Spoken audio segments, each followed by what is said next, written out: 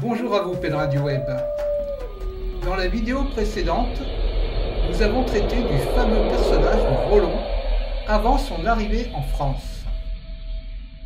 Dans cette vidéo, nous allons traiter de la suite.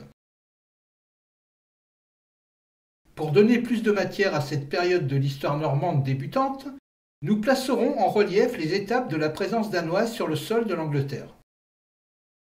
Je rappelle que certains chroniqueurs médiévaux sont cités dans cette vidéo. Ils seront tous traités comme source dans le chapitre suivant lorsque nous en aurons fini avec Rollon. Pour le moment, nous considérerons qu'ils sont acquis a priori. Introduction. Vue d'ensemble succincte du contexte chronologique viking entre 799 et 862. Dans la vidéo précédente, nous avons dit que Rollon est né en 846. Les Vikings opèrent sur les littoraux normands et bretons depuis plusieurs décennies. En 799, ils ont ravagé l'île de Noirmoutier pour la première fois. En 841, ils remontent pour la première fois la Seine. En 845 s'opère le premier siège de Paris par une bande de guerriers menée par le légendaire Ragnar Lodbrok. Rollon naît donc une année plus tard. En 850, des Vikings danois s'implantent en Seine-Maritime. Rollon est un petit enfant de 4 ans. Il a 6 ans lorsque Paris est ravagé par des Vikings venus d'Aquitaine. Leur chef, le Viking Ochéri, quitte la région chargé de butin et retourne à Bordeaux. En 855, le Viking danois Sigtryg fait de l'île d'Oisel, en Seine-Maritime, son lieu d'hivernage. L'année suivante, en 856, Paris est de nouveau assiégé. En 861, des Vikings danois s'emparent temporairement de Winchester, la capitale du roi Æthelbert, roi entre 860 et 865. Paris subit son 3e siège. Celui-ci est organisé par Sigtryg, lequel hiverne sur l'île d'Oisel en Seine-Maritime depuis 6 ans. En 862, les Vikings suédois sous Rorek s'emparent de Novgorod. C'est l'acte de fondation du premier État russe par les Varegs. Un mot sur l'épopée de la Grande Armée. À partir de 865, les Vikings opèrent un changement de stratégie. Jusqu'alors pilleurs et meneurs de raids, ils sont à présent motivés par une volonté de colonisation, sinon d'implantation permanente. C'est avec cet état d'esprit que la Grande Armée viking débarque en Grande-Bretagne. Elle rassemble plusieurs centaines de navires et plusieurs milliers d'hommes. Les frères danois Halfdan et Ivar Ragnarsson, enfants du roi légendaire Ragnar Lodbrok, font partie des commandants de la Grande Armée. Rollon a 19 ans et serait localisé en Norvège. En 866, l'année d'après le débarquement de la Grande Armée en Angleterre, en Francie occidentale, le chef viking Hasting tue Robert le Fort, comte d'Anjou, d'Auxerre et de Nevers, ainsi que Ramulf Ier de Poitiers, à la Brissart. Cette année marque la fin de la première vague de raids en Francie occidentale. Hasting reste sur la Loire. L'année suivante, en 867, la Grande Armée s'empare de la ville d'York, deuxième forteresse de Grande-Bretagne derrière Londres, formant ainsi l'embryon du futur territoire danois que, 11 ans plus tard, en 878, on nommera le Danelaw. En 871, la Grande Armée d'été, conduite par Bagseq, vient renforcer la première. En 872, Harald à la belle chevelure unifie les royaumes de Norvège, bien qu'il ne semble jamais avoir eu d'autorité sur les jarls de Lade. Rollon a 22 ans. En 873, Ivar Ragnarsson meurt en Angleterre. En 874, la Grande Armée païenne, renforcée de celle venue en 871, conquiert la Mercie et en chasse le roi Burgred. Halfdan, le frère de Ivar Ragnarsson, fait ensuite mouvement au nord pour attaquer les Pictes, tandis qu'au sud, Guthrum affirme son autorité de chef de guerre dans le sud-est.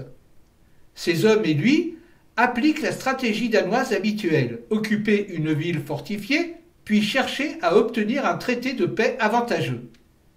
La même année, en 874, un grand nombre de conquérants s'établissent dans les territoires conquis. En 876, les troupes de Halfdan et Guthrum se rassemblent à Londres occupée. Elles sont rejointes par de nouveaux renforts qui les informent qu'un débarquement viking est en cours dans le Somerset. Ensemble, ils font marche vers eux pour procéder à un ralliement massif. En chemin, ils attaquent Warham dans le Dorset et s'y installent.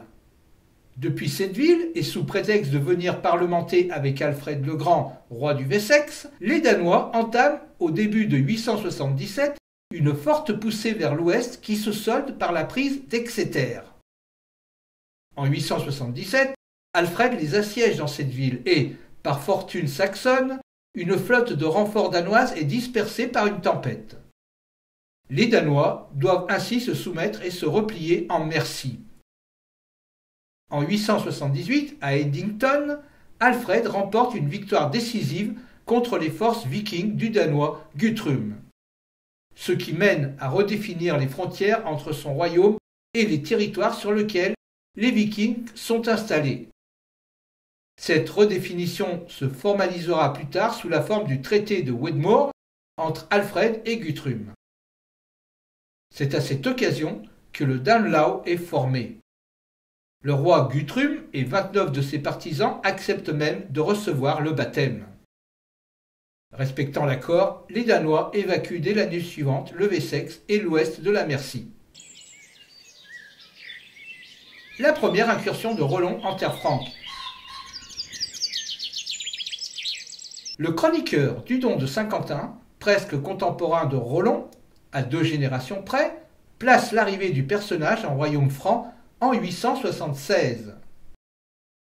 Dans la mouvance de la Grande Armée, 876 voit une importante incursion viking sur la Seine.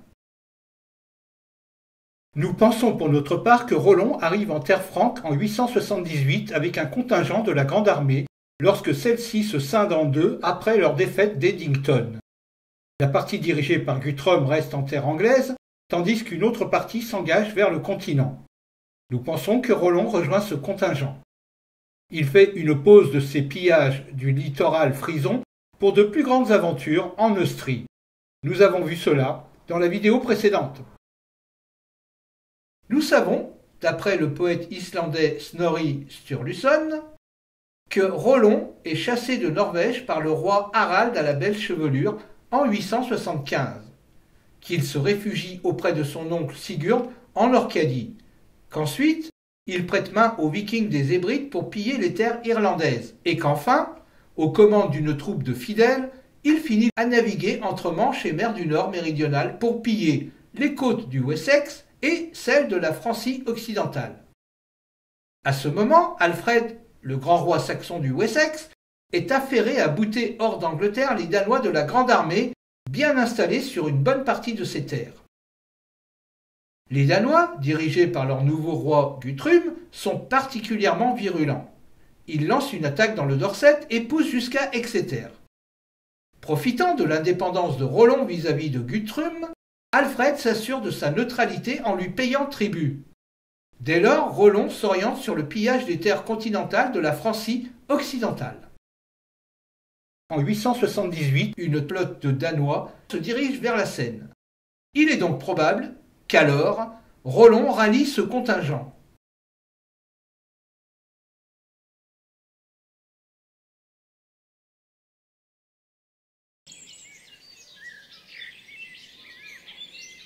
Les années de vadrouille.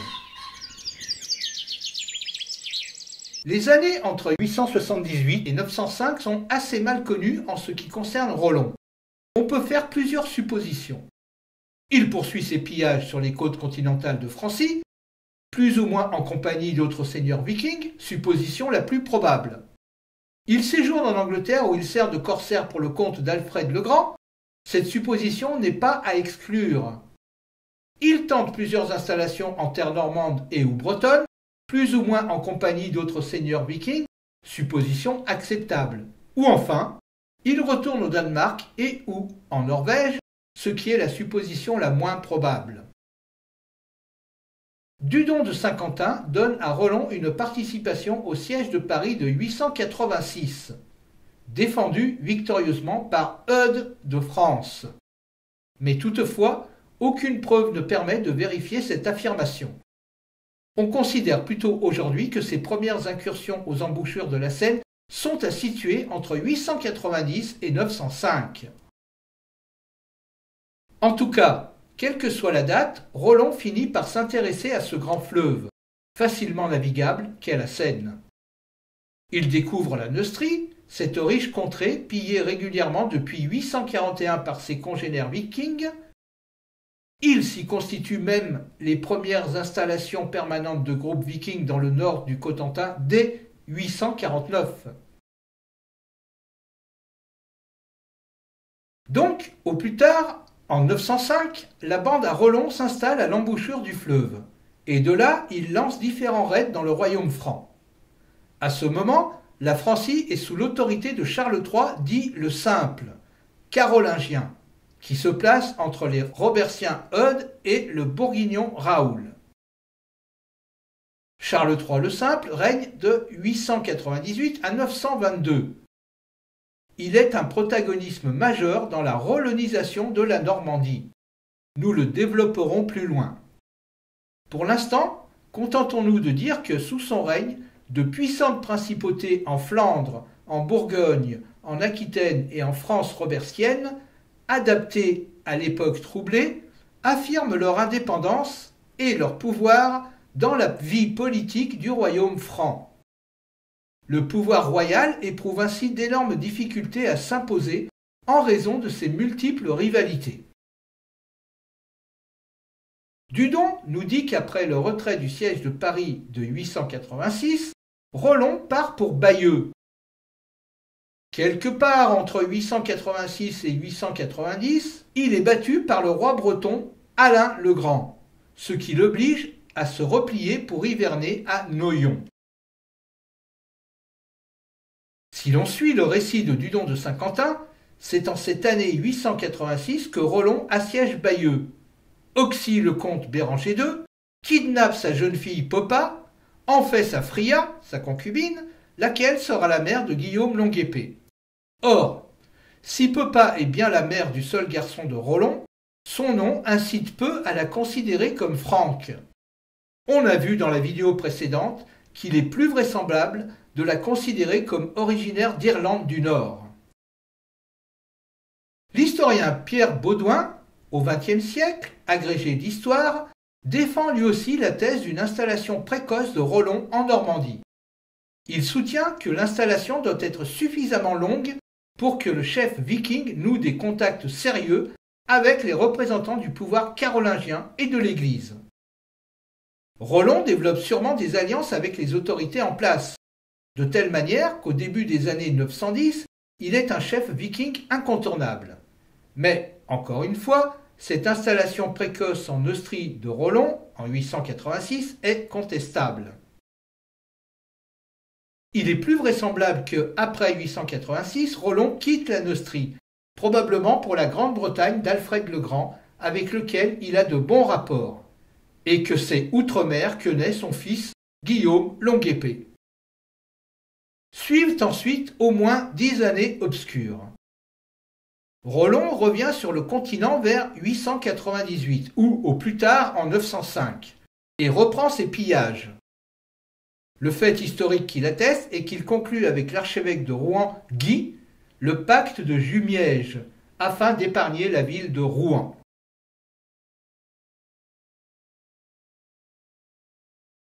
Alors qu'il se trouve sur le continent, sa Fria Poppa décède. Nous sommes en 910. Son fils, Guillaume Longuepée, n'a que 13 ans, mais il est déjà aguerri au combat et suit son père dans toutes les batailles. À l'été 911, il attaque Paris, mais il échoue. L'armée de Rollon assiège alors Chartres, défendu par son évêque Joussaume. Mais là encore, il est défait le 20 juillet 911. Le futur Robert Ier de France, alors chef, duc des troupes franques et marquis, maire du palais de Neustrie, participe à la bataille de levée du siège de Chartres. La légende prétend que Ganselme, évêque de la ville, aurait fait partir Rollon en brandissant le voile de la Sainte Vierge Marie. Mais c'est surtout avec les bravoures convergentes du marquis de Bourgogne Richard le Justicier, célèbre pour avoir stoppé une razzia viking au cœur de la Bourgogne en 889, d'Eblès Ier le Bâtard, comte de Poitiers, et de Manassès, comte de Dijon, que le duc de France bat sévèrement les Normands et permet la levée du siège de Chartres sans que l'armée viking soit trop affectée. Le retrait de Rollon permet alors au roi Charles III le Simple de négocier la sédentarisation des Normands autour de Rouen. Ce sont ces événements qui vont déterminer la création du duché de Normandie. En effet, Francon, alors archevêque de Rouen, ou peut-être son prédécesseur Guy, est envoyé par Charles le Simple comme ambassadeur auprès de Rollon. Robert Ier de France, le marquis de Neustrie, accompagne l'archevêque. Francon présente les propositions des Francs qui sont la paix, la terre dévastée par les Normands et un mariage avec Gisèle, la fille de Charles le Simple. Francon exige également la conversion des Normands, avec le duc Robert comme garant, c'est-à-dire comme parrain.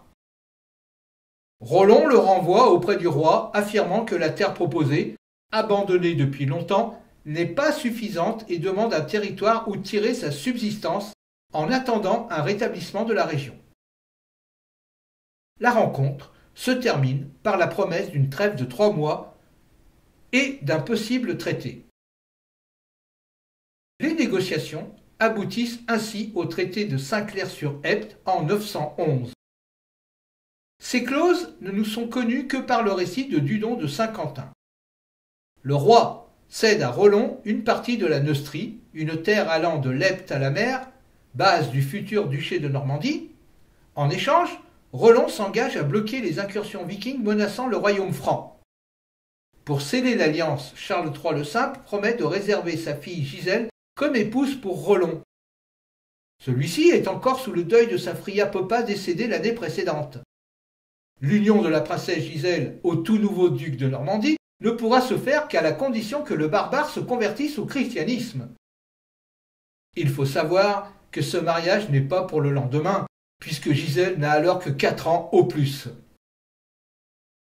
Fidèle à sa promesse, Rollon se fait baptiser en 912, en la cathédrale de Rouen, sous le même nom que son parrain de baptême, Robert. Cette intégration du Scandinave norvégien dans l'horizon franc n'empêche pas les pillages vikings qui se poursuivent sur le littoral français de la Manche. En 913, le pillage de l'abbaye de Landevenek marquera le début des raids sur la Bretagne par les vikings danois. En 919, les vikings de Ragnold prendront Nantes. Ils s'installeront durablement autour de l'estuaire de la Loire de 919 à 937, mais seront tenus en échec à Guérande. En cette fastueuse année 912, pour le chef viking, Rollon assure l'avenir de sa lignée dynastique, les Rollonides. Il fait reconnaître son fils Guillaume Longue-Épée, alors âgé de 15 ans, comme son successeur légitime. Guillaume Longue-Épée lui succédera par abdication de Rollon, très avancé en âge, aux environs de 927. Le deuxième enfant de Rollon, sa fille Gerloque, issue de Feu Popa, deviendra plus tard l'épouse de Guillaume Tête d'Étoupe, comte de Poitiers et duc d'Aquitaine. Sa petite fille, Adélaïde d'Aquitaine, épousera vers 968 Hugues Capet, le fondateur de la dynastie capétienne, et deviendra donc reine des Francs en 987. Alors, Rollon, duc de Normandie ou jarl des Normands? Donc, c'est pour l'année 912 que les historiens considèrent Rollon comme le premier duc de Normandie et le fondateur du duché normand. Cependant, lui-même continue à se dire Jarl des Normands, ne serait-ce que pour ne pas heurter la sensibilité de ses propres troupes qui conservent leur culture scandinave, malgré l'intense activité de Francon pour les évangéliser. Et encore moins souhaite-t-il être vu par les autres chefs vikings qui opèrent dans la région comme un franc. C'est pourquoi les textes latins le qualifient-ils très souvent de princeps, autrement dit de prince, au lieu de duc. L'avantage du qualificatif de prince est d'avoir une meilleure réputation d'indépendance vis-à-vis de la couronne française.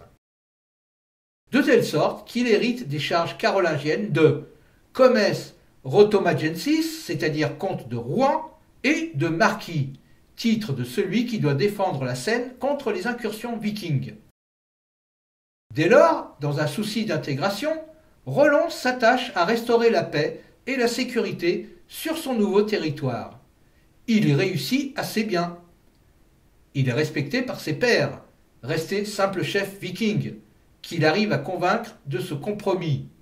Après tout, influencé par la nouvelle doctrine viking établie en 865, n'aspirait-il pas à une implantation tranquille en ces terres étrangères ? La réussite de Rollon en matière de pacification de la Normandie s'illustre par la légende de l'anneau d'or. Elle raconte qu'il suspendit pendant 3 ans un anneau d'or à un arbre de la forêt de Roumare, situé dans un vaste méandre de la Seine en banlieue ouest de Rouen, sans que personne n'osât le voler. À Hollande, près de Lisieux, il existe une croix appelée croix de Rollon, à laquelle on prétend qu'il accrochait des joyaux et des bracelets d'or pour prouver qu'il n'y avait aucun voleur en son duché. On notera qu'une légende semblable est rapportée par Snorri Sturluson au début du XIIIe siècle dans l'Edda, au 7e chapitre de l'art poétique, à propos du roi du Danemark Frodi, lequel institua la paix de Frodi. Il n'y avait alors ni voleur ni pillard, de sorte qu'un anneau d'or resta longtemps sur les hauteurs du Jarland, au Danemark. Sur le plan religieux, le Jarl Rollon s'appuie sur l'archevêque de Rouen pour relancer l'église séculière et rétablir la vie monastique. Les moines de Saint-Ouen de Rouen, rassurés par Francon, osent enfin revenir de Gasny avec leurs reliques. La normalisation sur le plan religieux en reste toutefois à ses prémices. Rollon bouleverse-t-il le gouvernement de la région par rapport à ses prédécesseurs carolingiens ? S'inspire-t-il par exemple des institutions scandinaves pour réformer son nouvel État ? Les sources à notre disposition ne permettent pas de répondre. Il faudra attendre la 3e génération, celle de son petit-fils Richard Ier de Normandie, pour comprendre l'administration du jeune duché. Notons bien que l'installation de Rollon à Rouen n'inaugure pas la colonisation scandinave dans l'actuelle Normandie. Elle la renforce. En effet, les Danois convoitaient déjà les terres à l'embouchure de la Seine et celles des côtes du Cotentin depuis les premiers raids en 841. Les désirs de colonisation deviennent envisageables après le premier siège de Paris de 845. Ils sont attestés en Seine-Maritime à partir de 850. Ils se renforcent après les raids de Paris de 852, de 856 et de 861, avant de devenir une politique stratégique à partir de 865. Rappelons ici que Paris sera encore pillé en 882 et enfin une dernière fois en 886.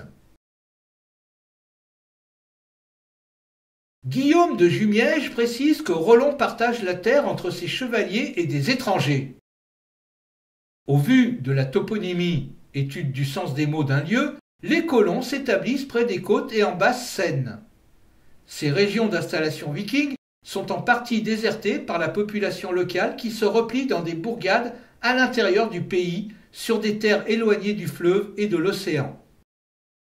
Après le traité de Saint-Clair-sur-Epte, Rollon poursuit ses expéditions de pillage et tente avec plus ou moins de succès d'agrandir son territoire. Il l'agrandit vers l'ouest jusqu'aux portes du Cotentin, rajoutant les évêchés de Lisieux, de Bayeux et de Seyès, à ceux de Rouen et d'Évreux. Il fait preuve de sévérité à l'égard des hommes du roi, comme le souligne Dudon de Saint-Quentin.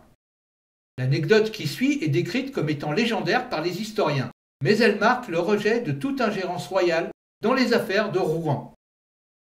Donc, en 922, 2 chevaliers sont envoyés par Charles le Simple afin de s'assurer de la sécurité de sa fille Gisèle, qu'il avait donnée comme épouse au Jarl des Normands.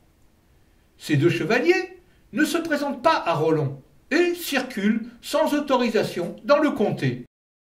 Lorsque le duc apprend cela, il les fait capturer et il les amène sur la place du vieux marché de Rouen pour les décapiter aux yeux de tous.